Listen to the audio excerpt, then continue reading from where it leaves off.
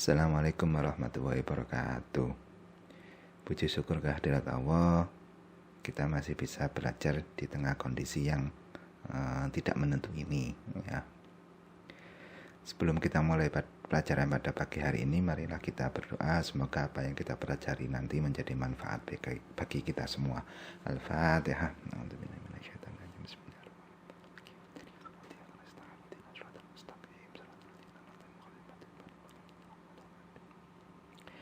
Melanjutkan pertemuan kemarin, kita sudah membahas tentang puasa wajib bagian pertama. Hari ini kita akan membahas puasa wajib bagian kedua. Masih tentang puasa Ramadan, sebagai umat Islam kita harus mengetahui atau setidaknya tahu cara untuk menentukan awal dan akhir bulan Ramadan. Ya. Pada pertemuan kemarin kita sudah membahas bahwa bulan Ramadan ini merupakan salah satu bulan dari kalender Hijriah, yakni bulan ke-9 setelah Sya'ban dan sebelum Syawal. Jadi urutannya Sya'ban, Ramadan, Syawal. Nah, pada umumnya kalender yang kita harus tahu itu ada dua macam kalender, yakni ada kalender Masehi dan kalender Hijriah. Kalender Masehi atau kalender Syamsiah ini adalah kalender yang mengikuti peredaran bumi mengelilingi matahari. Jadi rotasi bumi atau putaran bumi, itu bukan rotasi ya. Bumi mengelilingi matahari satu kali, ini dihitung oleh dianggap 1 tahun dalam kalender Masehi. Jadi menghitung bumi mengelilingi matahari. Ini kalau kalender Masehi. Sedangkan kalau kalender Hijriah atau kalender Qamariyah ini menghitung putaran bulan mengelilingi bumi. Nah, jadi menghitung bulan ini mengelilingi bumi ini dihitung atau dianggap sebagai 1 bulan ya. Bukan 1 tahun. Jadi kalau Masehi tadi atau Syamsiah bumi mengelilingi matahari ini dihitung sebagai 1 tahun. Tapi kalau kalender Hijriah atau Qamariyah bulan mengelilingi bumi ini dihitung sebagai 1 bulan ya. Jadi sesuai dengan orbitnya itulah ya. 1 bulan dalam kalender Masehi ini terdiri 30 atau 31 hari. Tapi khusus untuk bulan Februari, tergantung tahun kabisat atau tidak, ini terdiri dari 28 atau 29 hari. Ya. Sedangkan kalau dalam kalender Hijriah, 1 bulan itu terdiri dari 29 atau 30 hari. Jadi tidak ada tanggal 31 dalam kalender Hijriah. Sedangkan dalam kalender Masehi, umumnya imbang antara tanggal 30 dan 31 hari. Setidaknya ada 3 cara untuk menentukan awal dan akhir bulan Ramadan. Yang pertama ada yang disebut dengan ru'yatul hilal, yang kedua istiqmal, dan yang ketiga adalah hisab. Ru'ya ini bermakna melihat ya. Ro'a yaro, ru'ya. Sedangkan hilal ini bermakna bulan baru. Jadi bisa diartikan ru'yatul hilal ini adalah melihat bulan baru. Ru'yatul hilal ini dilakukan dengan cara melihat hilal atau mencari hilal, meneropong. Jadi pakai teleskop ya. Teleskop yang sampai tembus ke langit, bukan teleskop yang biasa itu. Ya. Ini melihat hilal di hari ke-29 bulan Sya'ban pada sore hari menjelang maghrib. Jadi pada tanggal 29 Sya'ban sore hari ini diteropong langitnya di ufuk barat ya. Ini mencari yang namanya hilal. Nah, bentuknya hilal itu seperti apa? Bentuknya itu sebatas kayak apa ya? Kayak garis gitu loh. Jadi kayak ada bundernya bulan tetapi tidak ada cahayanya. Ini yang dinamakan hilal atau bulan baru. Nah, jika hilal ini terlihat, ada gambarnya hilal, maka besok adalah tanggal 1 Ramadan ya. Jadi bulan Sya'bannya umurnya 29 hari bukan 30 ketika hilal terlihat, maka besok itu sudah puasa. Nanti malam itu sholat tarawih dan besok puasa Ramadan. Ya, pada tanggal 29 Saban diteropong hilalnya di arah barat, kelihatan oh nanti malam kalau gitu tarawih, besok puasa. Ya. Contohnya pada puasa kemarin, yakni tanggal 29 Saban 1441 Hijriah atau bertepatan dengan 23 April 2020 dilaksanakan Ru'yatul Hilal. Nah, jadi tanggal 23 April ini 29 Saban bertepatan dengan 29 Saban. Karena hilalnya terlihat, maka 1 Ramadan ini jatuh besoknya, yakni pada tanggal 24 April. Gambaran fase atau perputaran bulan mengelilingi bumi. Yang dimaksud hilal di sini adalah yang new moon, ya, bulan baru. Ya. Jadi mengikuti bumi, ada kalanya itu bulan tidak terlihat, kemudian ada bulan sabit, bulan separuh, kemudian lebih dari separuh, kemudian full moon atau bulan purnama biasanya tanggal 13, 14, 15 kalender Hijriah. Kemudian berkurang lagi cahaya bulannya, tinggal separuh lagi, tinggal bulan sabit lagi, dan kemudian tidak kelihatan. Nah, masa-masa ini kemudian dicari hilalnya atau new moon-nya.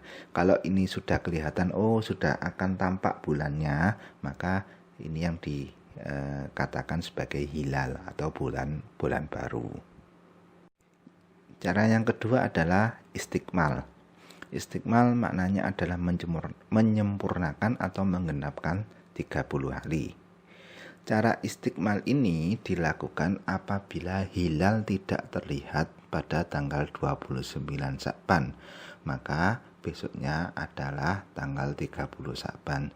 Jadi seperti tadi, tanggal 29 diteropong langitnya, oh hilalnya tidak terlihat, maka besok belum puasa, besok masih tanggal 30 Sya'ban, belum 1 Ramadan. Jadi istikmal ini menggenapkan 30 hari. Ya. Contohnya, ya, ini saya ambil contoh yang sama, ini andai saja. Jadi ketika tanggal 23 April ini bertepatan dengan tanggal 29 Sya'ban, dilaksanakan Ru'yatul Hilal. Karena hilal tidak terlihat, maka 1 Ramadan ini jatuh pada tanggal 25 April. Ya, tanggal 24 April ini masih tanggal 30 Sya'ban, masih bulan Sya'ban, belum bulan Ramadan. Jadi kedua cara ini, Ru'yatul Hilal dan istikmal ini berhubungan. Ya, ketika hilal tidak terlihat, maka digunakan cara istikmal. Ya.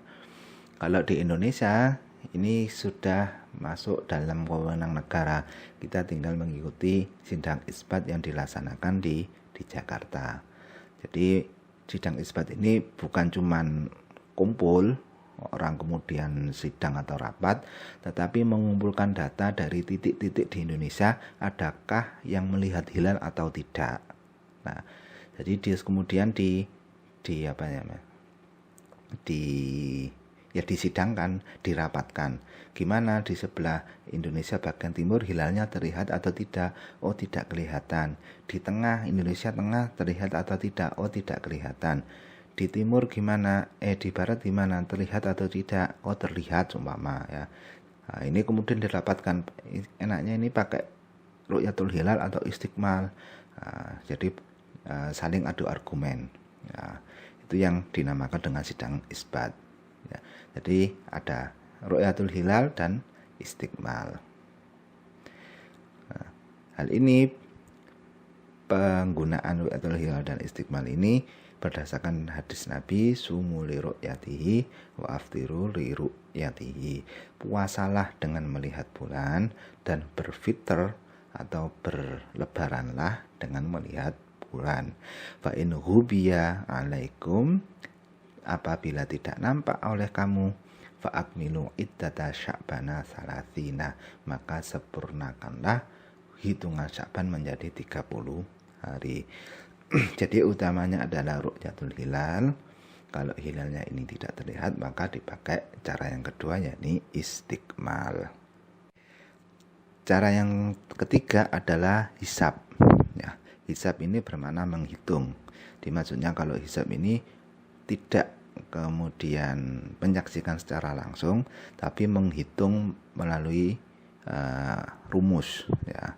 Hisab yakni bermakna menentukan awal bulan Ramadan dengan cara hitungan menggunakan rumus-rumus astronomi atau ilmu falak. Ya.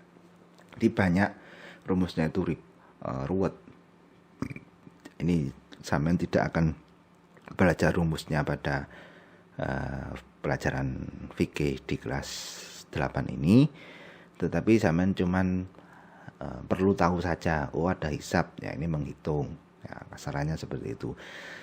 Nah, ini saya contohkan, saya ambil rumusnya untuk menentukan sudut waktu dan tinggi hakiki bulan.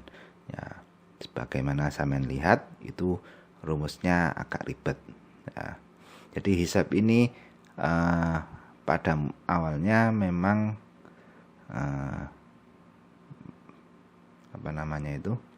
melihat alam, jadi seperti kayak ru'yatul hilal, kemudian diperkirakan, dilihat, dihitung dengan gerakannya bulan ini 1 menit itu berapa derajat pindahnya, kasarannya seperti itu. Nah, dari data awal itu kemudian dikembangkan dan seterusnya. Contohnya ini seperti ada rekap data hisab. Jadi ini menentukan awal bulan Ramadan tahun 2020 kemarin. Nah, pengerjaannya atau penghitungannya ini dilaksanakan pada tanggal 23 sampai 25 April tahun 2018. Jadi tahun 2018 sudah menghitung menggunakan metode hisab, oh nanti pada Ramadan tahun 2020 jatuhnya itu tanggal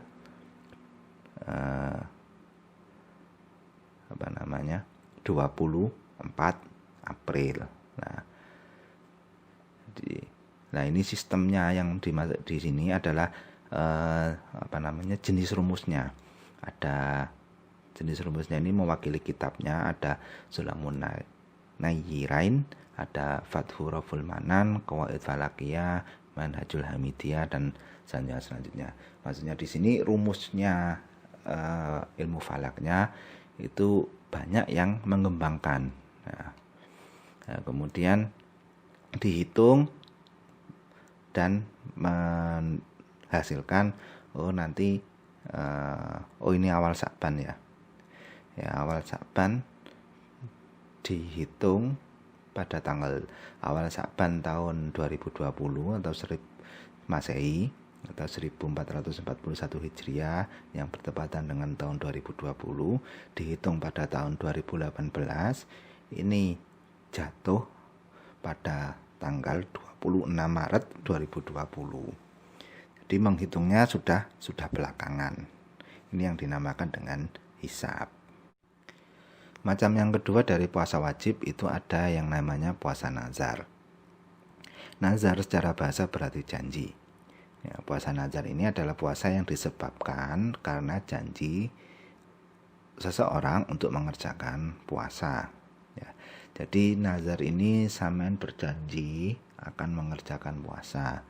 Nah, karena sampean ini janji, sampean mengucapkan janji, maka sampean hukumnya wajib untuk mengerjakan puasa nazar. Tapi boleh saja nazar ini kemudian digantung. Ya, misalnya di sini saya contohkan Rudi berjanji ketika naik kelas 9 ia akan berpuasa 3 hari berturut-turut. Maka apabila Rudi ini benar naik kelas 9, maka dia punya kewajiban puasa 3 hari berturut-turut. Ya. Tetapi seumpama Rudi ini akhirnya tidak naik ke kelas 9, maka dia tidak punya kewajiban puasa 3 hari berturut-turut. Karena di nazarnya tadi ada syaratnya ketika naik kelas 9. Nah, umpama contoh yang lain, sampean bernazar, saya nazar akan berpuasa 7 hari apabila bulan depan sudah bisa masuk kelas, umpama yang lain lah. Saya berjanji akan puasa 3 hari apabila saya ranking 1. Nah, ini untuk menyemangati. Nah, jikalau sampean ini ranking 1, maka sampean punya kewajiban puasa 3 hari. Nah, kalau seumpama kemudian sampean tidak ranking 1, maka sampean tidak punya kewajiban untuk puasa 3 hari. Ya. Jadi intinya ini tergantung syaratnya yang diajukan atau janjinya. Ya. Berkaitan dengan puasa nazar, Rasulullah bersabda, "Man nazaru ayyuti Allahu falyuti'hu." Barang siapa bernazar akan menaati Allah atau mengerjakan perintahnya, maka hendaklah ia kerjakan. Jadi janji atau nazar ini adalah hutang. Macam yang terakhir dari puasa wajib itu ada yang namanya puasa kafarot. Puasa kafarot artinya adalah menutupi sesuatu, atau secara sederhana bisa kita maknai sebagai denda.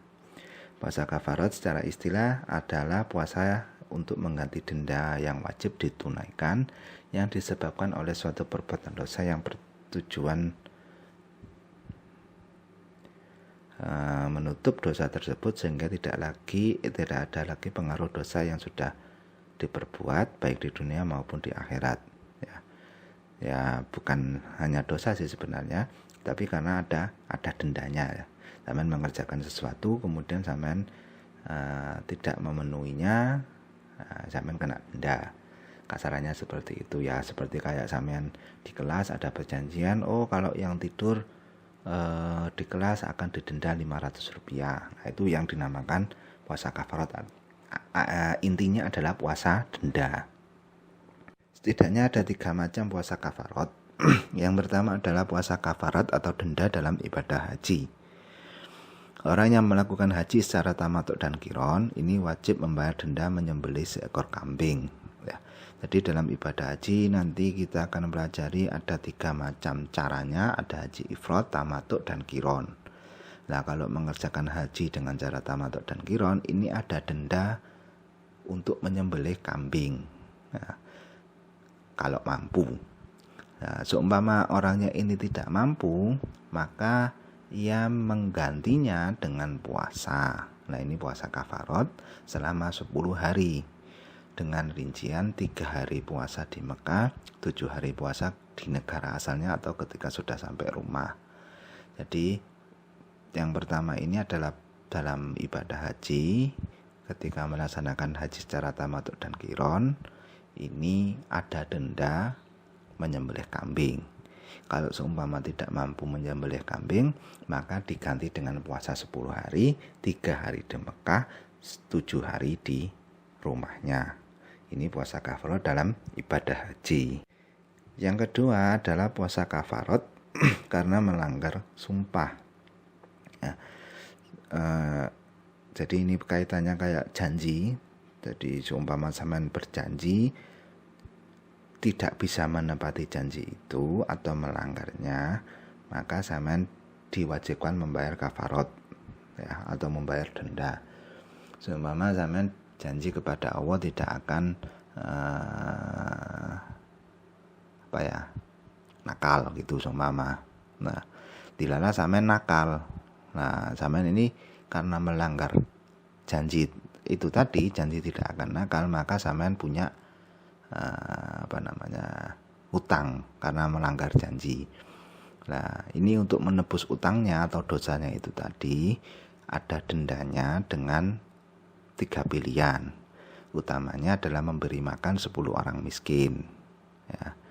Atau kalau tidak mampu memberi bagian kepada seorang miskin, orang miskin satu saja. Jadi yang pilihan yang pertama adalah memberi makan 10 orang miskin, yang kedua adalah memberi pakaian kepada 1 orang miskin. Kalau seumpama tidak mampu juga, ini adalah puasa dengan puasa kafarat selama 3 hari. Ini kafarat karena melanggar sumpah atau janji. Yang terakhir dari puasa kafarat ini adalah kafarat atau denda karena jima di bulan Ramadan. Bagi pasangan suami istri yang berjima atau bersetubuh saat puasa di bulan Ramadan, jadi siang hari ini kok tiba-tiba entah itu kesambet atau gimana kemudian jima, maka dia mendapat denda ya. Selain harus mengkodok puasanya yang ditinggalkan karena salah satu hal yang membatalkan puasa adalah jima ya. Mereka mendapat kafarat dengan salah satu pilihan salah satu di bawah ini. Yang pertama adalah membebaskan budak. Ya, ini kalau masih ada budaknya. Karena tidak ada budak, maka denda yang kedua adalah puasa 60 hari berturut-turut ya. Ini kalau dendanya jima di bulan Ramadan. Seumpama kok tidak mampu, yaitu yang terakhir, pilihan yang terakhir adalah membayar fidyah sebanyak 60 porsi sembako kepada 60 orang miskin. Jadi 60 hari ini diganti sebagai fidyah sebanyak 60 porsi. Ini kafaratnya ketika jima di bulan Ramadan. Wallahu a'lam bishawab. Demikian yang bisa saya sampaikan. Marilah kita tutup pertemuan pada hari ini dengan berdoa. Semoga apa yang kita pelajari tadi menjadi manfaat bagi kita semua. Al-Fatihah.